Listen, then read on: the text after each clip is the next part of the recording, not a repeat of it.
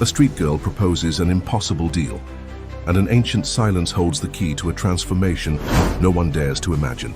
The mist covered the streets of Pinecrest like a silent cloak on that winter morning. The biting cold was typical of the New England mountains, but for James Morgan, a renowned doctor and owner of a network of specialized clinics, the real cold was inside him. Pushing his son Ryan's wheelchair, he walked slowly through the municipal park, a ritual they had established in recent months, since the accident. Ryan, once a talkative and lively 12-year-old boy, now remained silent, his gaze lost in the mountains that surrounded the town. His brown hair swayed gently in the breeze, while his fingers rested motionless on his lap. The highway accident had taken Catherine, James's wife, and Ryan's mother, leaving a void that seemed impossible to fill. The Morgan mansion, one of the most imposing in Pinecrest, had become an empty and silent space full of objects that weighed more than they comforted. Each photograph of Catherine, each piece of clothing that still held her perfume, each corner where her laughter had echoed, were now just painful reminders of a happiness that seemed to have been left behind. "Shall we take another lap before heading back home, son?" James asked, not expecting an answer. Ryan hadn't spoken for months. The best specialists had examined the boy and concluded that his paralysis had no apparent physical cause. It was as if his soul was more wounded than his body, as if he had lost the will to move, to speak, to live. It was at that moment, as they passed through the most wooded part of the park, that an unexpected figure emerged from among the trees. A thin girl, appearing no more than 10 years old, with black, curly hair, framing a face with delicate features. She wore a simple, slightly worn dress and was barefoot despite the cold. In her hands she held a piece of cardboard that read in crooked letters, "I can heal your son. I want a house in return." James stopped, surprised by the direct approach and the girl's penetrating gaze. In any other situation, he would have ignored it as a beggar's request or a tasteless joke. But there was something in that child's eyes, something that seemed to see beyond the surface, directly into the pain he was trying to hide. "What did you say?" asked James, unable to disguise the mixture of disbelief and curiosity in his voice. "Your son isn't sick in his body, Dr. Morgan. He's trapped inside himself, afraid to come out and not find his mother." The girl spoke with disconcerting confidence, approaching the wheelchair. "My name is Lily, and I can help him find his way back." James felt a shiver run down his spine. How did that child know his name? How did she know about Ryan's condition? His scientific mind immediately sought rational explanations. Perhaps someone in town had commented about them. Perhaps the girl had overheard conversations. After all, in a small town like Pinecrest, everyone knew the Morgan family's story. "Look, girl, Lily, isn't it? I appreciate your concern. But my son is being treated by the best doctors in the country. I don't believe in miraculous cures. It's not a miracle, doctor. It's just knowing how to listen to what isn't being said," Lily replied, crouching down to be at eye level with Ryan. "You miss her, don't you? Your mother." "I know what that's like. I miss mine too." To James's surprise, Ryan slightly raised his eyes, making eye contact with the girl. It was the first sign of interest he had shown in months for anything beyond the distant mountains. "You lost your mother too?"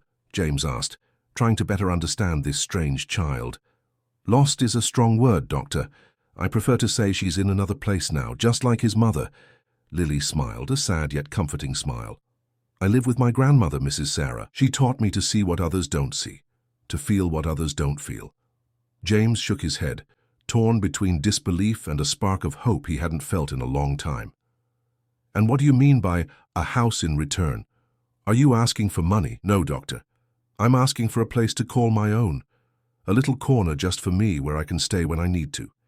It doesn't need to be big or beautiful. It just needs to be mine," Lily answered with simplicity, as if the request was perfectly reasonable. Before James could respond, Ryan slightly moved his hand, pointing to Lily's sign. It was an almost imperceptible movement, but for a father who observed each tiny gesture of his son with the attention of a hawk, it was as if the boy had shouted, "Ryan, you want me to—" James knelt beside the chair, his heart racing. "You want me to give her a chance?" Ryan didn't respond verbally, but his eyes, for so long empty, now had a small flame of interest. "See, doctor, he knows he needs help, and he knows I can help." Lily smiled again, this time a broad and confident smile. I'm not asking you to believe me now. I'm just asking for a chance. James looked at his son, then at the mysterious girl, and finally at the park around them, where the mist was beginning to dissipate, revealing the first rays of the morning sun. Against all his rational instincts, against everything his medical training told him, he felt inclined to give that chance. "How did you find us?" he asked, still trying to understand the situation. "I didn't find you, doctor. I found his pain. It's like a beacon in the darkness for those who know how to see," Lily replied, straightening her worn dress. "Can I come back tomorrow? I'll bring something for him." James hesitated, looking again at Ryan. The boy didn't give clear signs, but there was something different in his posture, an expectant tension that didn't exist before. "All right, tomorrow at the same time, but I don't promise anything beyond listening to what you have to say." "It's enough, doctor. For now, it's enough." Lily made a small curtsy and moved away, walking back behind the trees from where she had emerged. Before disappearing completely, she turned one last time. "Oh, and doctor, tell him that sunflowers were her favorites. He'll understand." And with that, the girl disappeared, leaving James perplexed. How could Lily know that Catherine adored sunflowers? How could she know anything about them? On the way back home, James noticed that Ryan seemed more alert, his eyes observing the people and shops they passed, as if looking for something. Or someone. For the first time in months, James felt a twinge of hope. When they arrived at the mansion, they were greeted by Teresa, the housekeeper who had been taking care of the house and Ryan since he was a baby. Her wrinkled face lit up when she noticed the slight change in the boy's behavior. "Did something happen during your walk, Dr. James? Ryan seems different." James hesitated, uncertain about how to explain the strange encounter in the park. "We met someone, a girl. She seemed to spark Ryan's interest." Teresa smiled, helping to bring Ryan inside.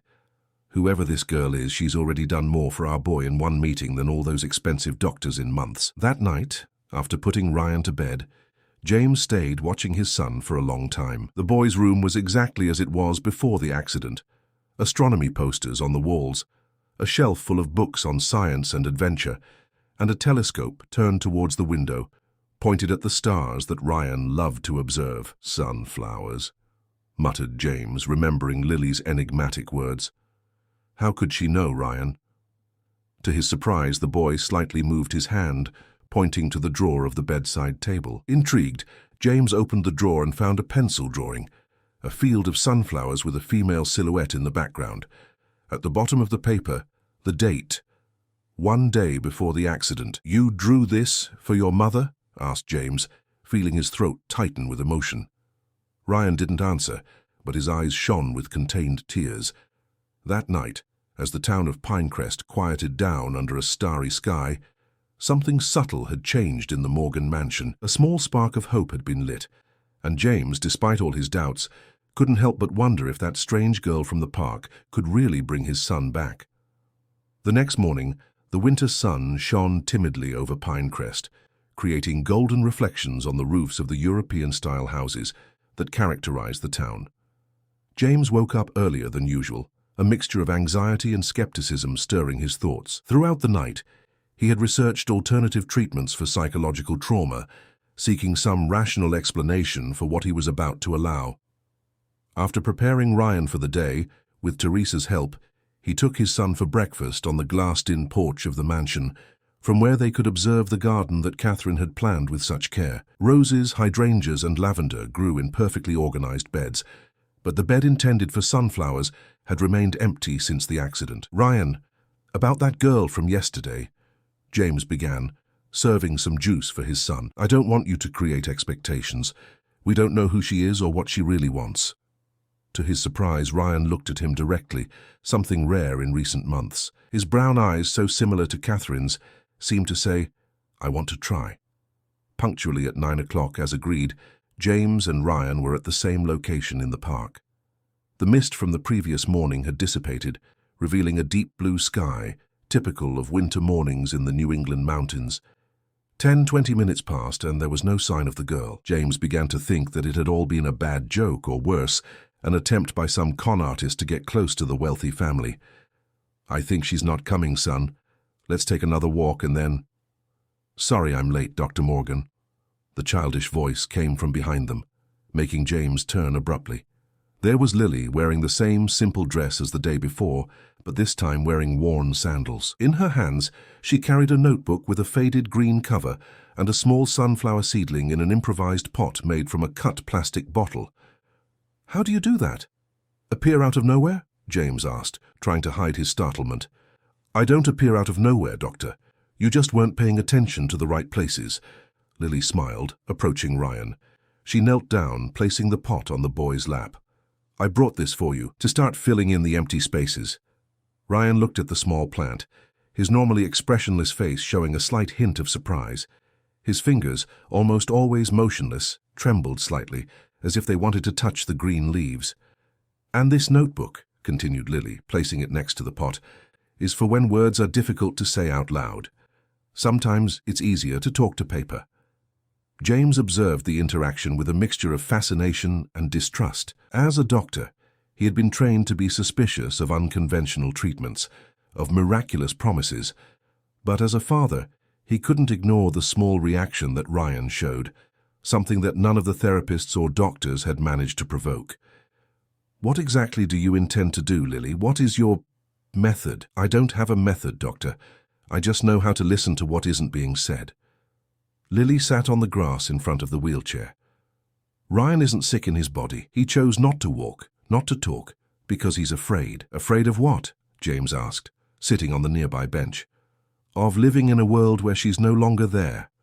Of feeling joy and thinking he's betraying her memory. Lily spoke with a disconcerting serenity for someone so young.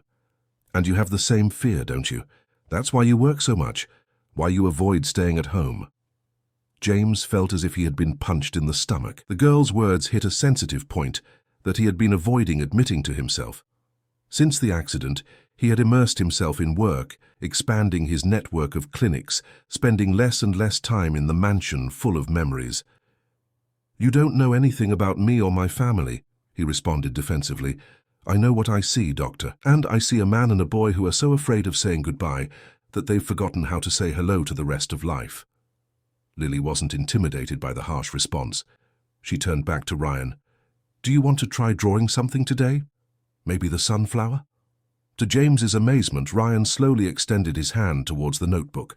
His movements were hesitant, as if he were relearning to control his own muscles. Lily placed a pencil between his fingers, guiding him gently. It doesn't need to be perfect. It just needs to be yours. The girl encouraged as Ryan made the first trembling strokes on the paper. For the next hour, James observed a subtle transformation in his son. There were still no words, still no smiles, but there was concentration, there was effort. Ryan drew with difficulty, but he drew. And for a boy who had barely moved his hands for months, that was almost a miracle. We'll need a quiet place for our meetings, said Lily, as she put away the notebook after the improvised session. The park is beautiful, but there are too many people, too many distractions. I'm renovating a cottage at the back of our house. James was surprised to hear himself respond. He hadn't planned to say that, but the words came out almost automatically. It was where Catherine used to paint. It's been empty since... That would be perfect, Lily nodded, as if she already knew about the place. A place full of her energy, her colors. Ryan will feel more comfortable there. I didn't say you could use the cottage. James tried to regain control of the situation. I just mentioned that it exists. You promised a house, Doctor. Remember, that was our agreement. Lily smiled, showing no discomfort with his hesitation. But it doesn't have to be now. We can continue meeting here for now. Let Ryan decide when he's ready to return to that space. James looked at his son, who now held the small pot with the sunflower seedling with surprising firmness. There was something hypnotic about the way Lily conducted the situation, as if she already knew exactly what was going to happen next. Tomorrow at the same time? Asked the girl, already moving away. Wait, James stopped her. You didn't tell me where you live, how I can find you if I need to. You don't need to find me, Doctor, I find you. Lily smiled mysteriously. But if you need to talk to me, ask for Mrs. Sarah at the craft fair. Everyone knows my grandmother. And with that, the girl moved away, leaving James with more questions than answers. On the way back home, he observed Ryan, who kept his gaze fixed on the small plant in his lap. There was a determination in that look that he hadn't seen in a long time. When they arrived at the mansion, Teresa received them with her usual welcoming smile, but stopped in surprise when she saw the pot on Ryan's lap. "A sunflower? How lovely. Let's put it in your window, my dear, so it gets plenty of sun." Ryan raised his eyes, nodding slightly. It was an almost imperceptible gesture, but for James and Teresa, who were attentive to any reaction from the boy, it was as if he had shouted with joy. That afternoon, while Ryan rested under Teresa's care, James drove to downtown Pinecrest. The town was full of tourists, attracted by the European atmosphere and the film and gastronomy festivals that made the place famous. In the central square, he found the craft fair that Lily had mentioned. Asking for Mrs. Sarah, he was directed to a small stall in the furthest corner of the fair. There, an elderly lady, with white hair tied in a bun and brown skin marked by time, sold medicinal herbs, teas, and small amulets made of seeds and crystals. "Mrs. Sarah?" James asked, approaching cautiously. The lady raised her eyes, wise and penetrating like Lily's. "Dr. Morgan, I was expecting your visit." James felt a shiver run down his spine. "How do you know who I am?" "Pinecrest is a small town, Doctor, and your story with young Ryan has touched many hearts around here." Mrs. Sarah indicated a small stool beside her stall. "Sit down. I imagine you have questions about my granddaughter." James hesitated but ended up sitting down. The aroma of herbs and incense was strong, almost intoxicating. "Who is Lily really? How does she know so much about my son, about Catherine?" "Lily has a gift, Doctor. She sees what most people can't see, feels what most can't feel." Mrs. Sarah began preparing a tea while she spoke. Since she was little, she always knew things that no one had told her. She always found people who needed help, even when those people didn't know they needed it. That's hard to believe." "I'm not asking you to believe, Doctor. I'm just asking you to observe." The lady offered him a cup of the freshly prepared tea. "My granddaughter is not a miraculous healer or a saint. She's just a girl with a special sensitivity. And if there's one thing I've learned in my many years, it's that sometimes we need someone from the outside to show us the way back to ourselves." James accepted the tea, more out of politeness than desire. "She mentioned her mother. Said she missed her too." Mrs. Sarah's face darkened for a moment. "My daughter, Lily's mother, left us 5 years ago. A road accident, just like your wife. Perhaps that's why Lily connected so strongly with your son. She understands his pain in a way that few could." James felt a lump in his throat. The coincidence was disturbing, but somehow it made sense. "And this story about wanting a house? Lily never had a space of her own. We live on charity in the back house of the church, thanks to the kindness of Father Anthony. She shares a small room with me, where our beds barely fit." Mrs. Sarah spoke without self-pity, just stating facts. "It's not greed, Doctor. It's the desire to have a place where she can be herself, where she can grow with dignity." "And school? Does Lily attend school?" "When she can. She helps me at the stall, helps other people with her gift. Studies take a back seat sometimes, although I insist on their importance." The lady sighed. "Lily is an extraordinary child, but she's still a child. She needs structure, security." James finished the tea, feeling a strange calmness spread through his body. Whether from the ingredients of the drink or the frank conversation with the lady, his defenses seemed lower now. "I can't promise anything," he finally said, "but I'll give your granddaughter a chance for Ryan. That's all I ask, Doctor. A chance." Mrs. Sarah smiled, a smile identical to Lily's. "And now, if I may offer advice, go home. Your son is waiting to show you something important." Intrigued and slightly disturbed by the suggestion, James said goodbye and quickly returned to the mansion. Entering Ryan's room, he found the boy sitting in his wheelchair by the window, the green notebook open on his lap. On one page, a trembling drawing of the sunflower that Lily had given him, and underneath, written in hesitant letters, a single word: Mom. 2 weeks had passed since the first meeting with Lily, and the routine at the Morgan mansion was beginning to take on new contours. The daily meetings in the park had transformed into regular visits by the girl to the house. Always in the morning, always with small tasks and symbolic gifts for Ryan.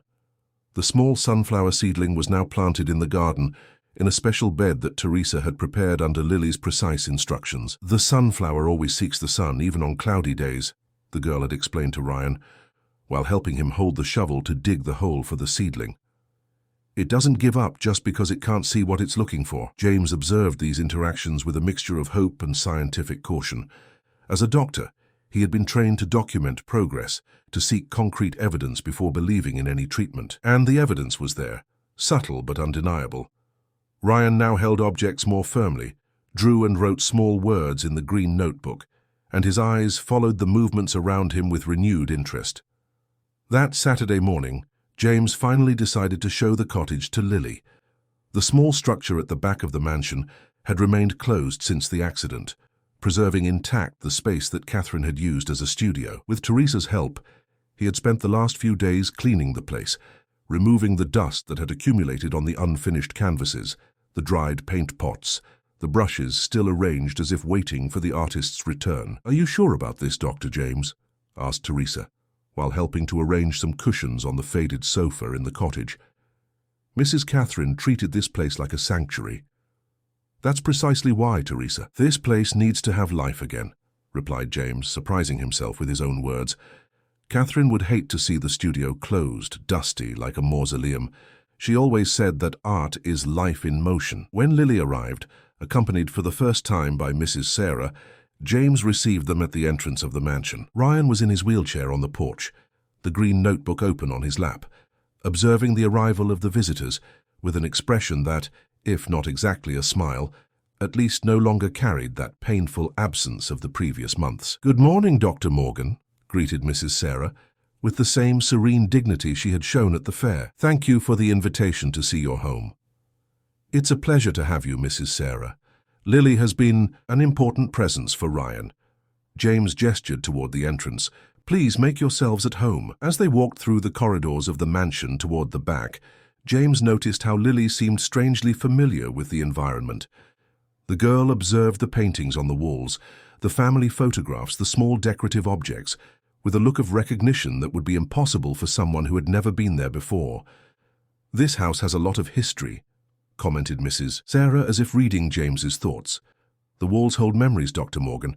Some people like Lily can feel them." When they reached the door of the cottage, James hesitated for a moment. He was about to open not just a physical door, but also a symbolic door to the past that he had tried to keep closed. "This was Catherine's studio," he explained, turning the key in the lock. "No one has entered here since, well, for months." "She's happy that you're here," Lily said softly, looking at Ryan. "She always wanted this place to be full of children, of laughter." James felt a shiver run down his spine.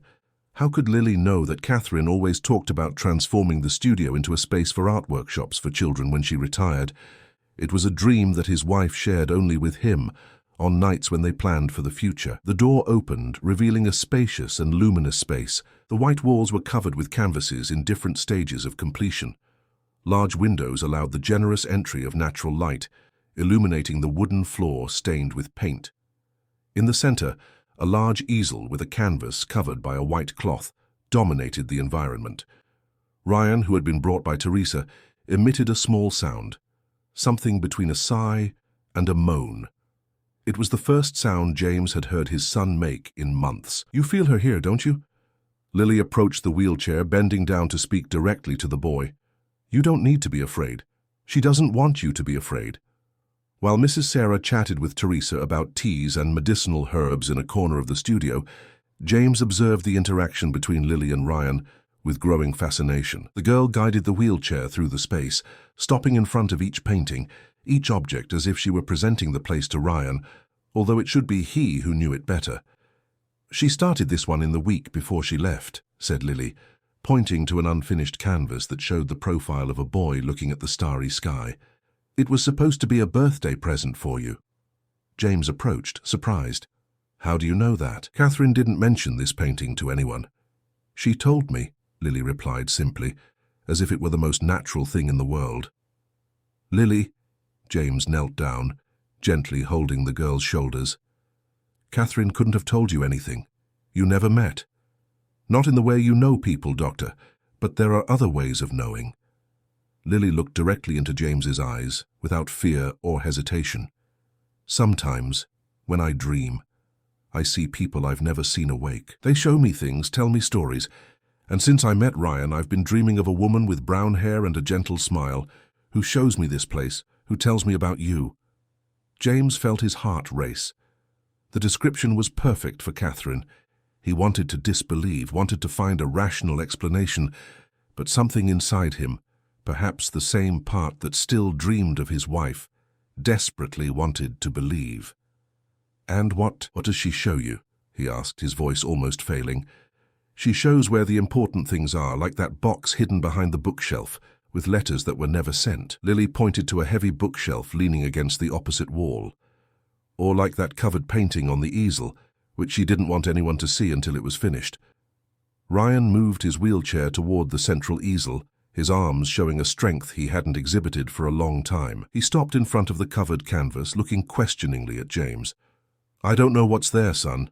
Your mother never showed me," confessed James, cautiously approaching. "She wanted it to be a surprise for both of you," said Lily, positioning herself next to Ryan. "But now she thinks you need to see it." With a delicate gesture, the girl pulled the white cloth, revealing an almost complete canvas. On it, Catherine had painted the entire family. James, Ryan, and herself sitting in a field of sunflowers, with the mountains of Pinecrest in the background. The style was realistic, perfectly capturing the happy expressions, the details of the clothes, the golden light of the setting sun. But there was something disconcerting about the image. A fourth figure, slightly transparent, like a ghost or an ethereal presence. A girl with black curly hair, wearing a simple dress, sitting next to Ryan.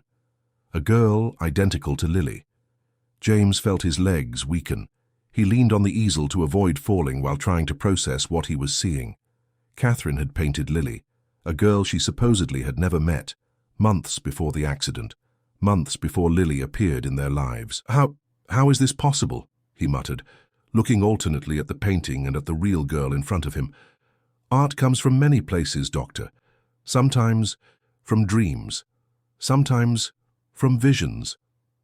Mrs. Sarah approached, observing the painting with a serene expression, as if she wasn't surprised. "My daughter, before she left, also drew people she had never met, people she would only meet years later in her dreams." Ryan stretched out his trembling hand, touching the figure of his mother in the painting. His fingers traced the contour of the face, painted to perfection by Catherine, and then, to everyone's amazement, moved to touch the ethereal figure of Lily. A tear ran down the boy's face, the first that James had seen since the funeral. "It's okay, Ryan." Lily held his hand. "Your mother knew I would come. She sent me to help you." "This is madness." James shook his head, still trying to find a rational explanation. Catherine didn't believe in anything supernatural. She was a practical, rational person. "Love isn't rational, Dr. Morgan," replied Mrs. Sarah, with the wisdom of someone who had seen much in life. "And a mother's love for her child transcends any scientific explanation." Teresa, who had been observing the scene in silence, approached with teary eyes. "Dr. James, remember when Mrs. Catherine had those dreams in the last months? Those that she said were so real that she woke up exhausted?" James nodded slowly. In the months preceding the accident, Catherine had gone through a strange phase, having vivid dreams that disturbed her, dreams that she rarely shared in detail, only mentioning that she saw unknown people, familiar places from strange angles. "She did mention a girl," continued Teresa, looking at Lily with amazement. "A girl who appeared to show something important. I thought it was just a common dream, the kind you forget when you wake up." While the adults tried to understand the inexplicable, Ryan and Lily seemed immersed in their own world. The boy had opened his green notebook and with surprising firmness was writing something. When he finished, he turned the notebook so everyone could read. "She said Lily would help me come back. In my dream, Mom showed me Lily." "You dream about her too, son?" James asked, kneeling beside the wheelchair. Ryan nodded, writing again in the notebook. "Every night. But I was afraid to tell." "Why, my dear?" asked Teresa, wiping away tears. "Because I thought you would think I'm crazy," Ryan wrote, the letters trembling slightly, "and because it was the only place where I could see Mom." James hugged his son, feeling for the first time in months the reciprocity in the embrace. Ryan's fragile arms wrapped around him in return, squeezing with a strength born of emotion repressed for so long. "No one here thinks you're crazy, son. No one." Lily observed the scene with a tranquil smile. She approached the bookshelf she had mentioned before, and without hesitation moved some books, revealing a small door disguised in the wood. From inside, she retrieved an ornate metal box that James had never seen before. "She kept the letters here," said the girl, handing the box to James. "Letters for both of you, for when she was no longer here." With trembling hands, James opened the box, revealing dozens of envelopes carefully organized, each with a future date written on the front. There were envelopes marked for birthdays, graduations, important moments that Catherine knew she wouldn't live to see. How could she know? James couldn't complete the sentence, emotion closing his throat. "Some people sense things, Doctor," replied Mrs. Sarah gently. "It's not premonition or magic. It's just a deeper connection with the flow of life." Ryan took one of the envelopes, the one marked with the exact date of the day Lily had first appeared in the park. With clumsy fingers, he opened it and removed a letter written in Catherine's elegant handwriting. He looked at James, extending the paper for his father to read. With his heart racing, James read aloud. "My dear Ryan, if you're reading this letter, it's because she has finally arrived. The girl from my dreams, the one I promised would find you when I could no longer be by your side. Don't be afraid of her, my love.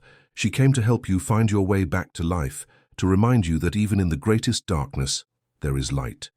Trust her as you would trust me, and always remember, I am with you in every ray of sunshine that touches your face, in every star that shines in the sky that you love so much to observe. With all my love forever, Mom." A reverent silence fell over the studio. Through the large windows, a ray of sunlight penetrated directly, illuminating the painting on the easel, making the painted sunflowers shine as if they were alive. Ryan smiled, a small, hesitant but real smile, the first since the accident. And at that moment, in the studio full of memories and mysteries, something definitely changed in the Morgan mansion. The doors that had been closed by pain began to open again, allowing light to enter, hope to return, life to follow its course, even if by unexpected paths. In the weeks that followed the discovery of the painting and the letters, the cottage at the back of the Morgan mansion gained new life. What was once just Catherine's abandoned studio began to transform into a different space, a combination of art studio, therapy room, and gradually what Lily had asked for from the beginning, a house. James hired workers to carry out the necessary renovations, following surprisingly specific instructions from Ryan, who now communicated more frequently through the green notebook. The boy drew layouts, made lists of materials, chose colors for the walls, always in vibrant tones that contrasted with the melancholy that had dominated the mansion for so long. "She likes yellow," Ryan wrote on one of the pages, referring to Lily, "like sunflowers." And so the main wall of the cottage was painted in a soft yellow, like the first ray of sun after a long night. The other walls remained white, but were decorated with empty frames, waiting to be filled with new memories, new creations. "I'm not creating a guest room," explained James to Michael, his older brother and the family lawyer, who was visiting Pinecrest for the first time since the accident. "I'm fulfilling a promise made to a street child who appeared out of nowhere, claiming mystical powers." Michael shook his head, concern evident on his face. "James, you were always the rational one in the family, the scientist, the skeptic. I know how it looks," James sighed, watching through the window as Ryan and Lily planted more sunflowers in the garden. There was a fluidity in his son's movements that didn't exist months ago. He still used the wheelchair, but now he was able to move on his own, to transfer to a bench or to the ground when he wanted. "But you didn't see what I saw, Michael. You didn't see Ryan smile again. You didn't see him write entire pages in that notebook. You didn't hear him try to speak last night." "Try to speak?" Michael widened his eyes, surprised. Yes, they were just sounds, not formed words yet, but the speech therapist said it's extraordinary progress. James couldn't hide the pride and hope in his voice. "Whatever Lily is doing, it's working where all conventional treatments failed."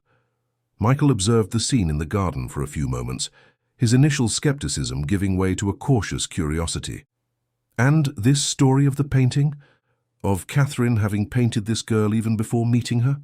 I don't have an explanation for that," admitted James, running his hand through the grey hair at his temples. a sign of the stress of recent months. Just as I don't have an explanation for the letters, for Ryan's dreams, for the fact that Lily knows intimate details about our family that no one could have told her. Have you checked this girl's background? This Mrs. Sarah? They could be trying to take advantage of you, of your vulnerability, of your wealth. That was the first thing I did, James smiled sadly. I'm a doctor, Michael, not a sentimental fool. Mrs. Sarah is exactly who she says she is. A respected healer in the community, a widow who lost her daughter in an accident 5 years ago and has since taken care of her granddaughter alone. They live in modest but dignified conditions, thanks to the support of the local church and the small trade in herbs and natural remedies. And the girl, this Lily.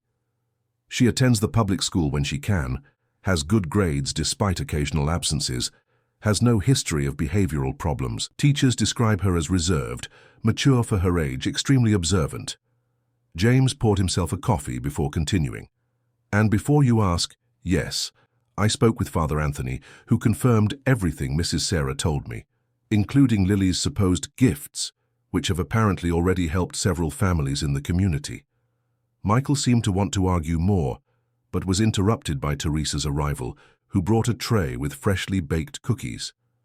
You need to see Ryan, Mr. Michael, said the housekeeper, placing the tray on the coffee table. He's a different child. He even agreed to eat my orange cake yesterday, he who barely touched food before. I see you've also been won over by this whole story, Teresa, commented Michael, taking a cookie. I'm not one to believe in hauntings or magic, sir. I have my feet firmly planted on the ground. Teresa adjusted her apron with dignity. But I know how to recognize a miracle when I see one. And what's happening with our boy is a miracle, whatever kind it may be. The conversation was interrupted by the sound of the front door opening.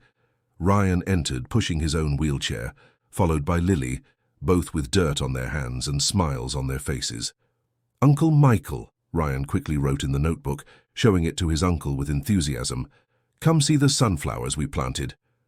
Michael looked at his nephew with a mixture of emotion and surprise. It was the first time Ryan had recognized him since the accident. In previous visits, the boy remained absent, distant, as if he were in another world. Of course, champ, replied Michael, getting up and following his nephew outside. James observed the interaction with a lump in his throat. The transformation in Ryan was undeniable.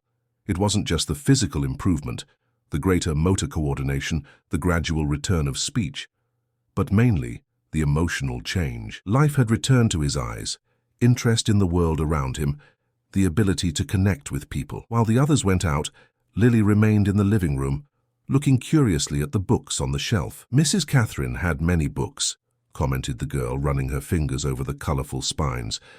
Yes, she loved to read, especially poetry. James approached, picking up a volume with a faded green cover. This was her favorite, Pablo Neruda. I love you without knowing how or when or from where. I love you straightforwardly without complexities or pride, recited Lily, surprising James. How do you know that poem? She recited it to Ryan before bed. Sometimes when I'm in the studio, I can almost hear her voice. Lily spoke naturally, as if she were commenting on the weather. Mrs. Catherine had a beautiful voice, slightly husky but soft. James felt a shiver. The description was perfect. Catherine really did have a soft huskiness in her voice, something that few noticed or would know how to describe. Lily, there's something I've always wanted to ask you, said James, sitting on the sofa and indicating that the girl should do the same. What exactly do you see or feel when you talk about Catherine? Are they images, sounds, sensations? Lily considered the question for a moment, the maturity in her gaze contrasting with her childish appearance. It's like when you wake up from a very real dream, Dr. Morgan. You know that feeling that the dream stays with you for a while, even after you're already awake. It's like that. Sometimes I see Mrs. Catherine clearly, as if she were in the same room. Other times it's just an impression, a knowledge that appears in my head without me knowing how it got there. The girl paused, looking at her own hands. My grandmother says I'm sensitive to what she calls echoes, that some people leave stronger marks on the world when they leave, especially when love was strong, when there were unfinished things. And you've always had this sensitivity, as far as I can remember. but it became stronger after my mother left, as if a door had been opened and could no longer be closed. Lily raised her eyes, looking at James directly. You don't fully believe me, do you? Part of you still thinks there might be another explanation. James smiled, appreciating the girl's frankness. I'm a doctor, Lily. I was trained to seek rational explanations, to trust only what can be measured, observed, replicated. And love, Doctor? Can you measure love? The question was simple, but profound. No, I can't, admitted James, but I can see its effects. Then maybe that's how it is with what I do. You can't measure or explain it, but you can see the effects. Lily smiled, satisfied with the analogy, like the sunflowers. We don't see the sun pulling them, but we know they're moving because of it. The conversation was interrupted by the return of Michael, Ryan, and Teresa. The lawyer had a thoughtful expression, as if he were re-evaluating his initial perceptions. Roshan wants to show you something in the cottage, announced Teresa, an enigmatic smile on her wrinkled face. They all headed to the former studio, now almost completely transformed. The space had been reorganized. One side remained dedicated to art, with Catherine's easel, shelves of materials, and a large table for crafts. The other side now housed a small bed covered with a colorful quilt, a bookshelf with children's books, and a desk. In the center of the space, Ryan had positioned his wheelchair in front of a large paper fixed to the wall. On it, he had drawn what appeared to be a detailed floor plan of the cottage, with careful annotations about colors, materials, and furniture placement. My house, Ryan wrote in the notebook, showing it to Lily. The girl looked from the drawing to Ryan, confused. But this is your house, Ryan. I only asked for a little corner. Ryan shook his head, writing again, My house for you, as I promised. He worked on this for days, explained James, moved by his son's gesture. He said he wanted it to be perfect, to be a space where you could be yourself, as you helped him to be himself again. Lily observed the drawing in detail, noting how Ryan had included spaces for all the things she had mentioned liking in recent weeks. A shelf for her collections of stones and dried leaves, a space for the storybooks she liked to read, even a small altar like the one she had at her grandmother's house for her candles and herbs. It's perfect, muttered Lily, her voice choked with emotion.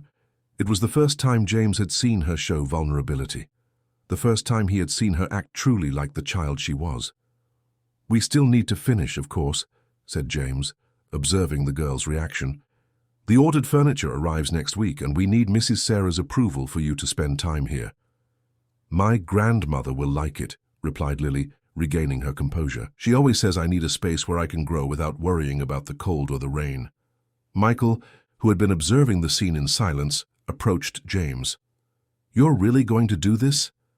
Give a house to this girl? I'm going to keep my promise, replied James firmly. Not just because she's helping Ryan, but because it's the right thing to do.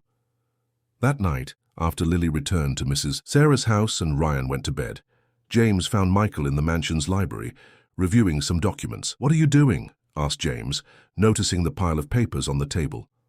Preparing a loan agreement, replied Michael, adjusting his glasses. If you're really going to give the cottage to this girl and her grandmother, it's better we do everything within the law. James smiled, surprised by his brother's change of attitude. I thought you were against this idea. I was. I still have my reservations. Michael sighed, leaning back in his chair. But I saw Ryan today. I saw how he lights up around this girl, how he's trying to communicate, to move, to return to life. And I heard Teresa tell me about the progress of recent weeks. I'd be an idiot not to recognize that something extraordinary is happening here.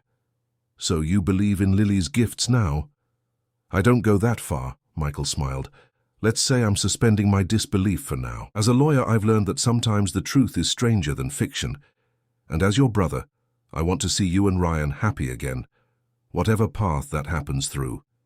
The days that followed were filled with intense activity in the cottage. Furniture was delivered, curtains were hung, walls were decorated. Ryan, now more active and engaged, supervised every detail with an enthusiasm that infected everyone around him. Lily came every day after school, bringing small objects for the new space. A colorful feather found on the path, a shiny stone, a drawing made during class.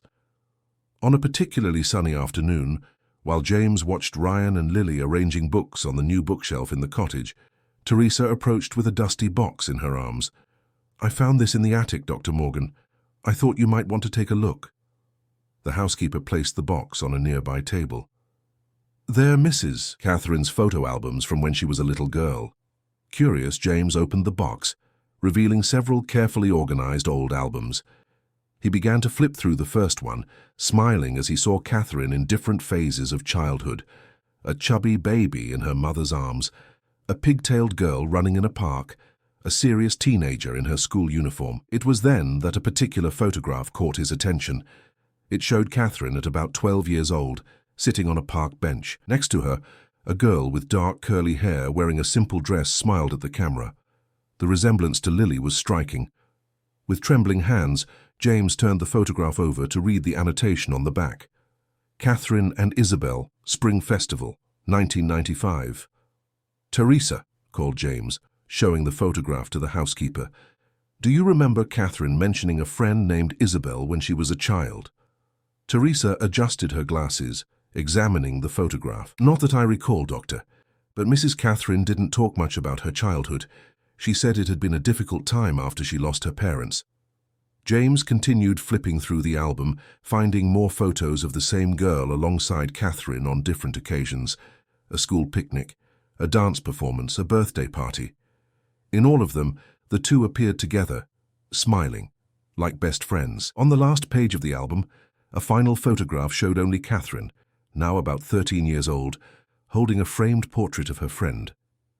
Catherine's expression was serious, sad. On the back, a simple annotation: "In memory of Isabel, my eternal friend, 1996.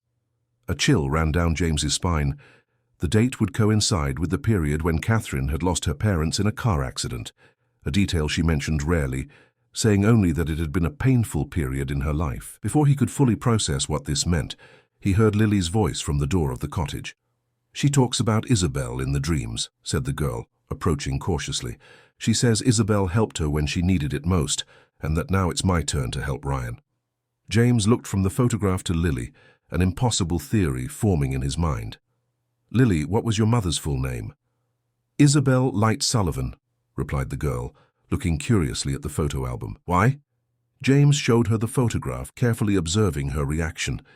Lily examined the image for a long moment, a silent recognition in her eyes. "It's her," she finally murmured. "My mother, when she was a girl. Grandma has a photo just like this stored in her trunk." The revelation hung in the air like a tangible presence. Catherine and Lily's mother had been childhood friends who somehow fate had separated and was now reconnecting through a new generation, through a promise of healing, through a house to call her own. Autumn had arrived in Pinecrest, painting the town with shades of red and gold. Tourists gradually diminished, giving the mountain town a calmer and more introspective atmosphere. At the Morgan mansion, however, life pulsed with a renewed energy that contrasted with nature's preparation for winter's rest. The discovery of the connection between Catherine and Isabel, Lily's mother, had triggered a frantic search for more information. James spent days reviewing old documents, photographs, and Catherine's diaries, trying to understand how this link from the past could be influencing the present in such inexplicable ways. "Here it is," he said one afternoon, while examining an old diary of Catherine's in the mansion's office. Mrs. Sarah had been invited to help unravel the mystery and sat patiently in a leather armchair, her wrinkled hands resting on a photo album in her lap. Catherine wrote about the accident that took her parents. She was in the car, but survived miraculously. "And was Isabel with her?" asked the lady, her wise eyes fixed on James. "Not in the car," replied James, reading the yellowed pages. "But she writes that Isabel was the one who brought her back. She says that after the accident she completely shut down, refusing to speak, to move. Very much like Ryan, and my daughter helped her emerge from that darkness," concluded Mrs. Sarah, nodding as if confirming something she already knew. Isabel always had the gift. Since she was little, she could feel others' pain as if it were her own. She could find words and gestures that no one else could. James looked out the window, observing Ryan and Lily in the garden. The boy could now take some steps supported by crutches, progress that the doctors considered remarkable. His expression was concentrated, as Lily patiently guided him, celebrating each small advance with an enthusiasm that made Ryan smile. It's like a cycle completing itself, murmured James, more to himself than to Mrs. Sarah. Isabel saved Catherine in the past, and now somehow through Lily, Catherine is saving Ryan. The bonds of love and gratitude are stronger than we can understand, Dr. Morgan, replied the lady, opening the album in her lap. Look. She showed a photograph that James immediately recognized, the same image of Catherine and Isabel together at the spring festival that he had found in the attic album. Isabel kept this photo until the end, explained Mrs. Sarah. Even after she moved away from Pinecrest, even after she lost contact with Catherine, she kept this photograph like a treasure. She said it was the happiest period of her life, when she had a friend who truly understood her. Why did they lose contact? Asked James, intrigued by this part of the story. After the accident that took Catherine's parents, she went to live with uncles in Portland.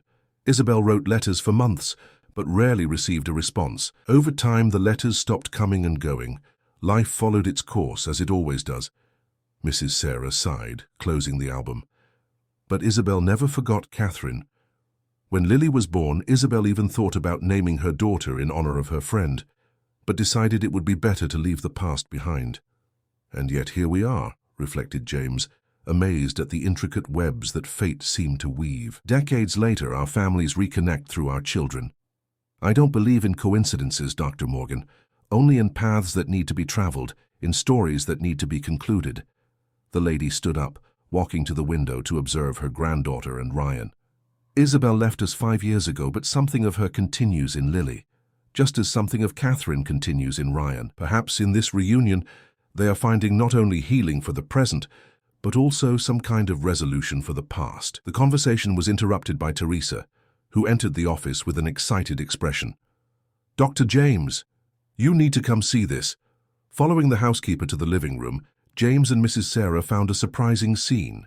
Ryan was standing, supported only slightly by Lily's hand, taking hesitant but deliberate steps toward the sofa. He started walking by himself in the garden, explained Lily, her face illuminated by a proud smile.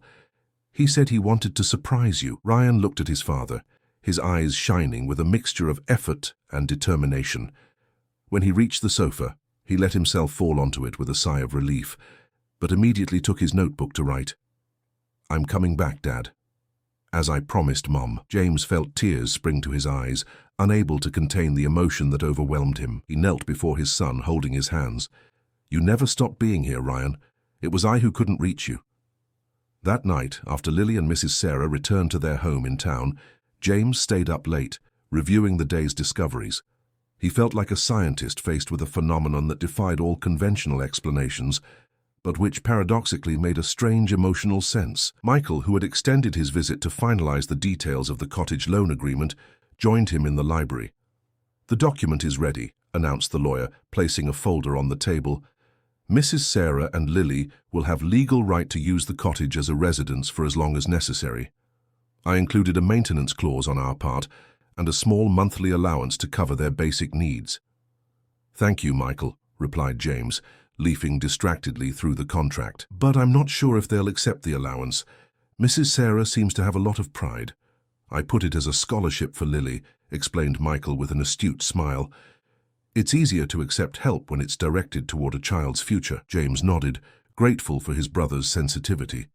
The conversation drifted to the day's events, and James shared with Michael the discovery about the childhood friendship between Catherine and Isabel. "That's quite a coincidence," commented Michael, pouring himself a whiskey. "But it doesn't explain how Lily knew about the sunflowers, about the covered painting, about the hidden letters." "Maybe there is no explanation, at least not the kind we're used to seeking," replied James, surprising himself with his acceptance of the inexplicable. "Maybe some things simply, je suis dit, the scientist James Morgan, accepting mystery without explanation." Michael laughed, raising his glass in an ironic toast. "Catherine would be proud. She always said you needed to learn to see beyond equations and diagnoses." "She was right, as always." James smiled nostalgically. "You know what's strangest about all this? For the first time since I lost her, I feel that I can think of her without that crushing pain. It's as if somehow she was still present, still taking care of us." "Through Lily," concluded Michael, thoughtful. "Not just through her. Through Ryan, too. Through the way he's finding the strength to come back, to live. It's as if Catherine had planted seeds that are only now germinating. The next morning, a sunny Saturday, the Morgan mansion received an unexpected visit.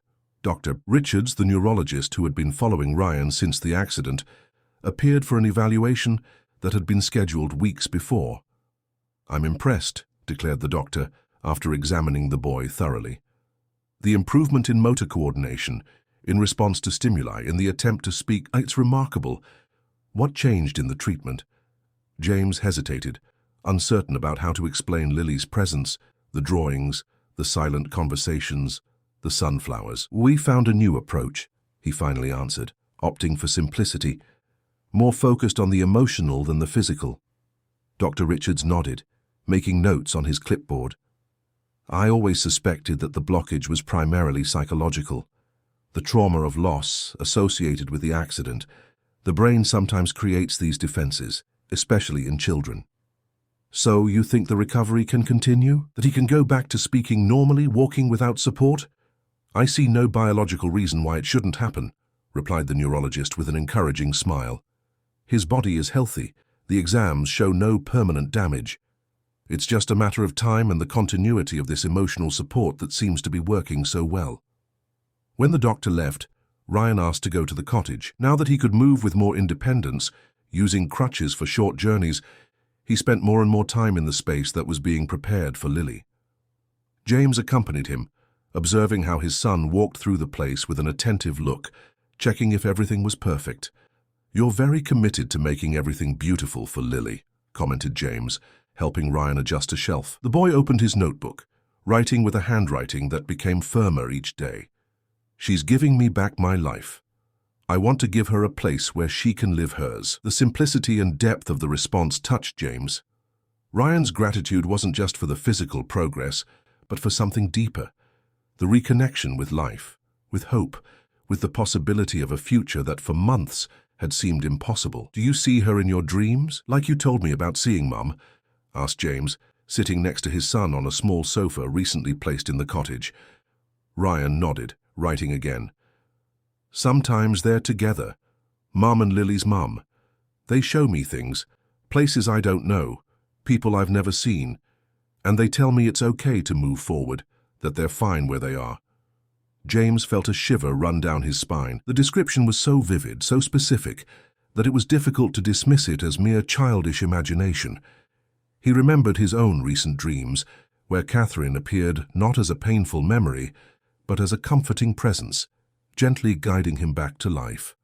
That afternoon, as previously arranged, Mrs. Sarah and Lily arrived to officially meet the renovated cottage and sign the loan agreement. They brought with them 2 small suitcases containing their most essential belongings, ready to start a new phase of their lives.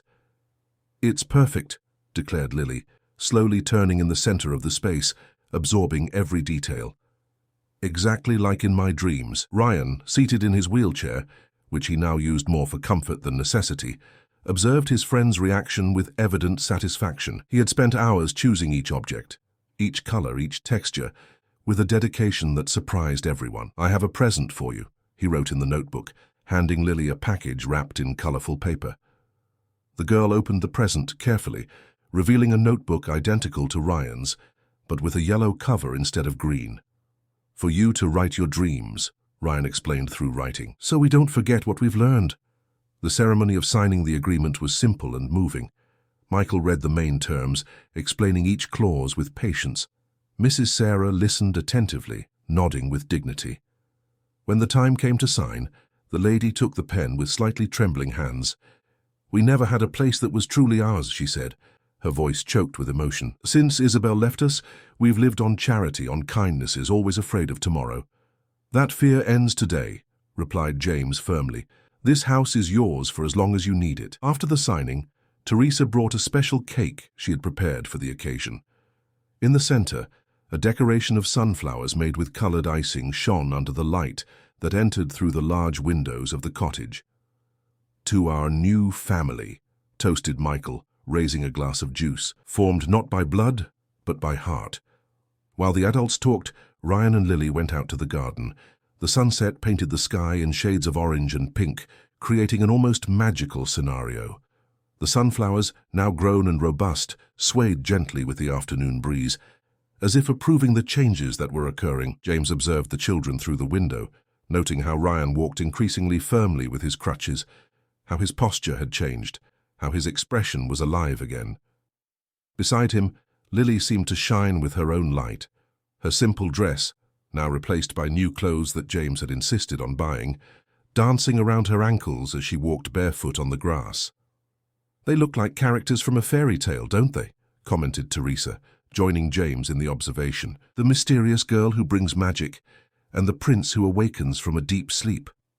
"Real life rarely follows the script of fairy tales, Teresa," replied James, although a smile softened his words.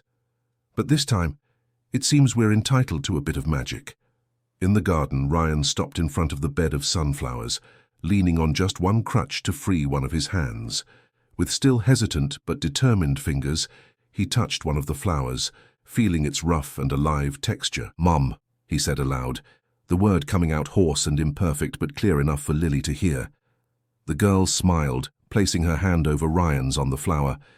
Together they stood there, bathed in the golden light of late afternoon, two children united by invisible bonds that transcended time, distance, and even life itself. And in the mansion that once seemed like a mausoleum of painful memories, the windows now opened to let in the fresh air, the curtains danced with the breeze, and the oppressive silence gave way to sounds of life.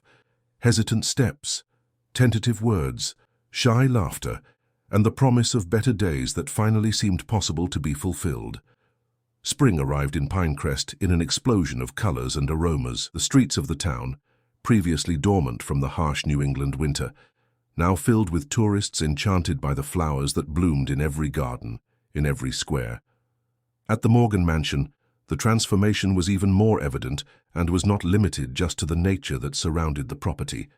6 months had passed since the arrival of Lily and Mrs. Sarah at the cottage. 6 months of small daily achievements, of surprising discoveries, of bonds that strengthened with each dawn.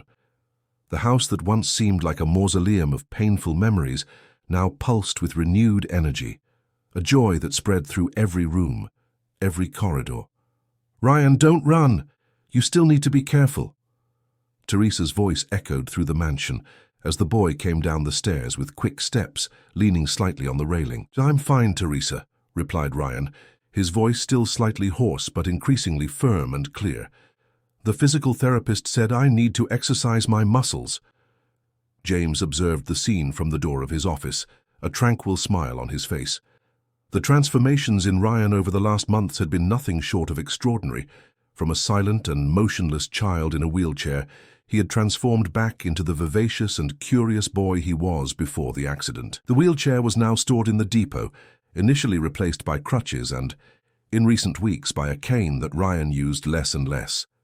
Even more impressive was the recovery of speech.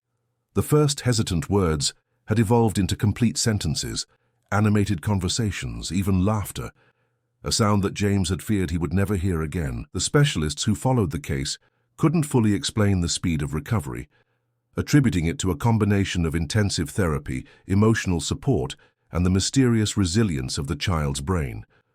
But James knew there was more to this story. Much more. "Dad, I'll be at the cottage with Lily," announced Ryan, already on his way to the back door. "We're preparing a surprise for the party." The party.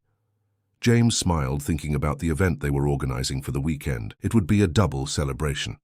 Ryan's birthday and the official inauguration of the Sunflowers Project, an initiative that had been born almost organically in recent months.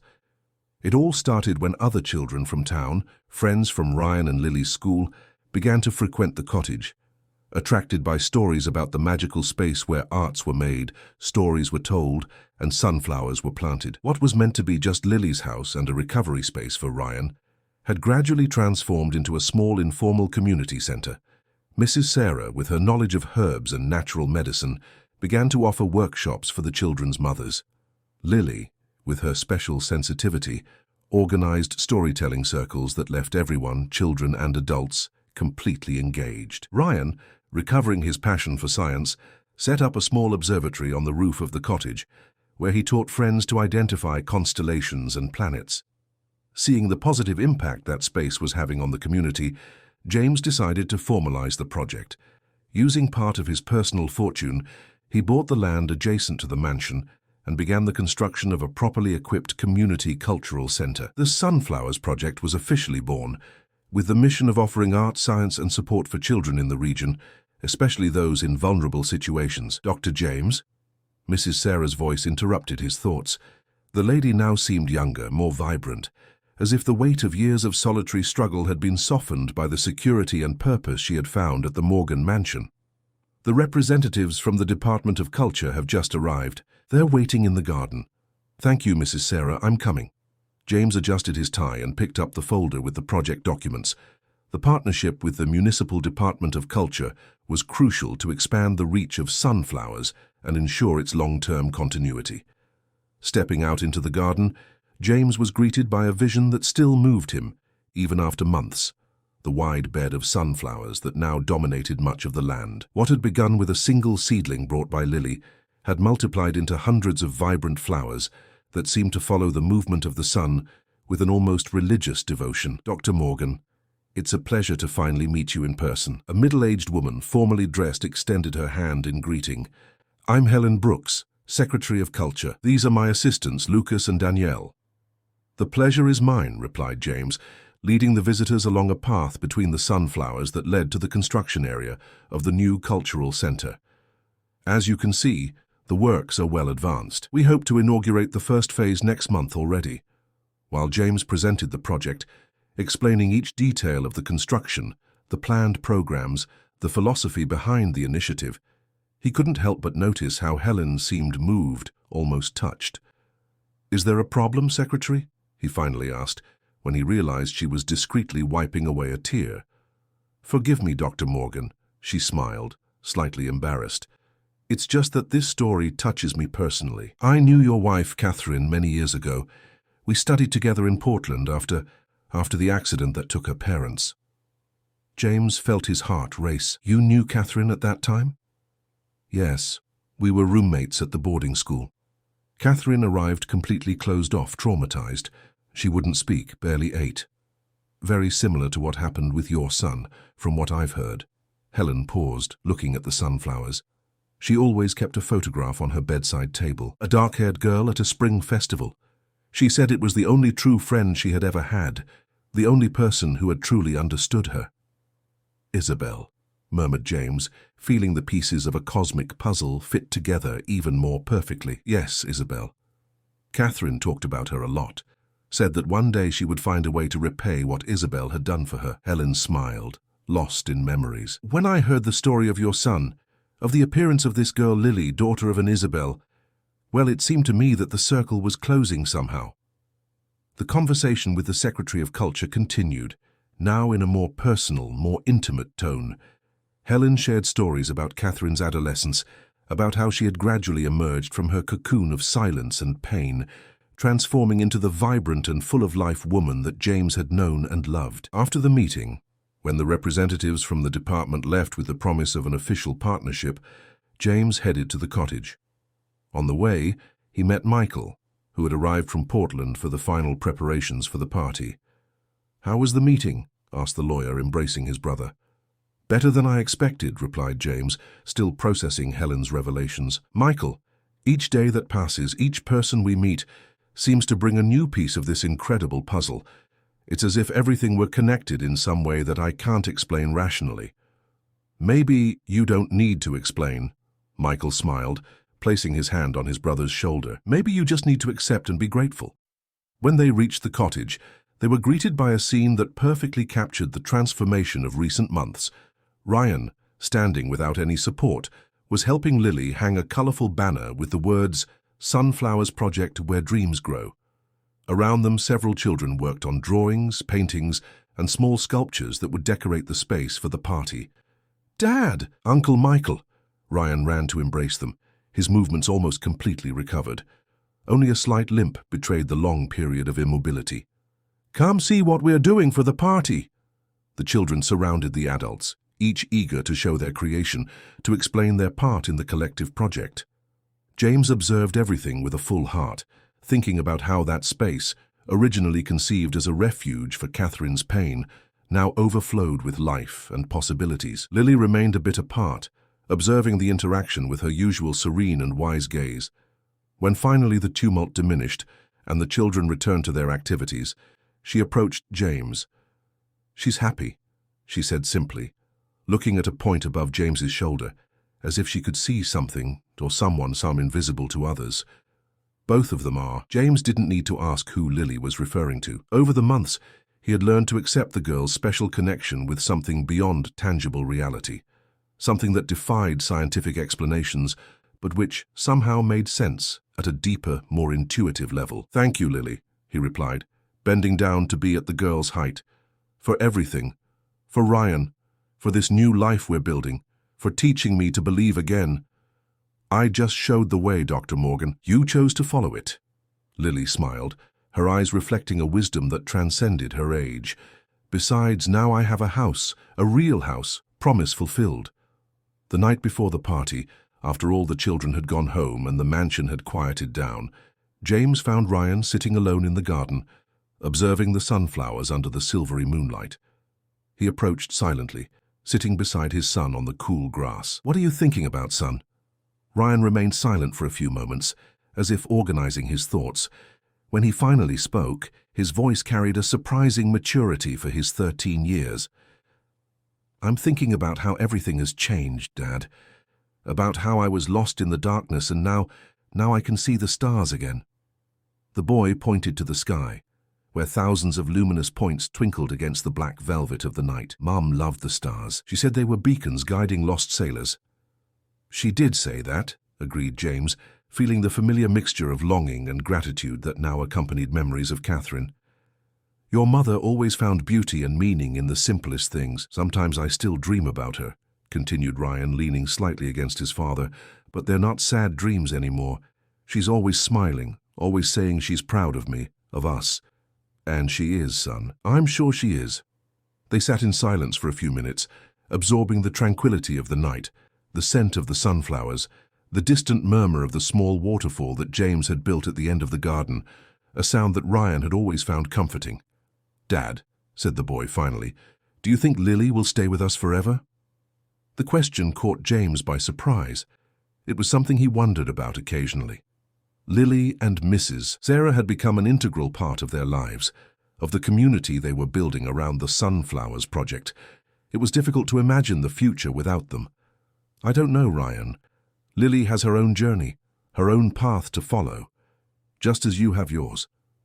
James chose his words carefully, feeling that this was an important conversation. "But what I've learned is that the people who really matter in our lives never leave us completely, even when they're not physically present." Ryan nodded, processing the response. "Like Mom." "Like Mom," agreed James, embracing his son. The day of the party dawned clear and perfect, as if nature itself wanted to join the celebration. The mansion and its gardens were transformed with colorful decorations, tables of food prepared by Teresa and other ladies from the community, spaces for artistic presentations and workshops.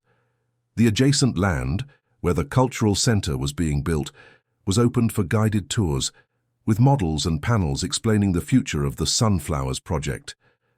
People from all over Pinecrest attended, families of children involved in the project, local authorities, neighbors, friends. Secretary Brooks, Helen, returned with a surprise: the official approval of the partnership with the town hall and a commemorative plaque that would be installed at the entrance of the new center. Amid the joy and buzz of the celebration, James was looking for Ryan, who had disappeared shortly after breakfast, saying he needed to prepare a special surprise. He finally found him in the cottage, together with Lily, both elegantly dressed for the occasion. "Dad, we need to show you something before everyone arrives here," said Ryan, a mixture of anxiety and excitement in his voice. Lily held in her hands what appeared to be a handcrafted book. She extended it to James with a shy smile.